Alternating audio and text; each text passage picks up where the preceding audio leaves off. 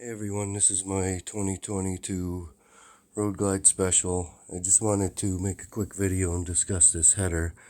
What happened is I got a Thunder Max tuner. I drilled and tapped the existing 12mm bung, made it 18mm to accommodate the 18mm O2 sensors. The issue I had was the stock pipe. I don't know if you could see it.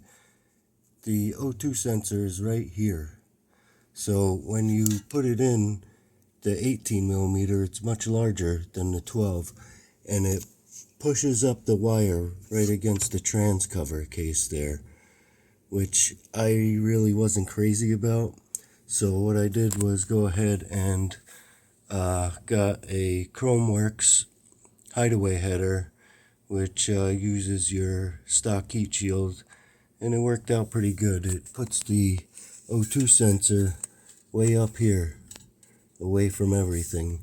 Worked out much better, and I'm happy with it. So just wanted to save some people a little bit of trouble, and you should save yourself a headache. Drilling and tapping is a bitch with this thing. If you do it, get a good drill and a good tap. I got a shitty one, and it took me half a day to get it done, and I wasn't happy with it anyway. As I said, the wires were pinned in the front and the rear.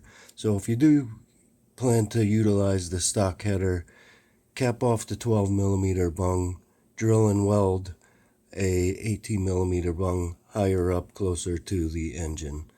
And that's about it. I'm going to make another video soon. I have Screaming Eagle street cannons on it with this header, and sounds pretty good. When I was on the internet looking around to hear that combo, I couldn't find it, so I'll post it up there so everyone could hear what that sounds like.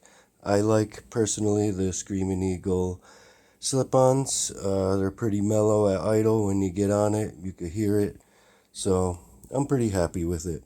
Alright, over and out. Hope this helps somebody.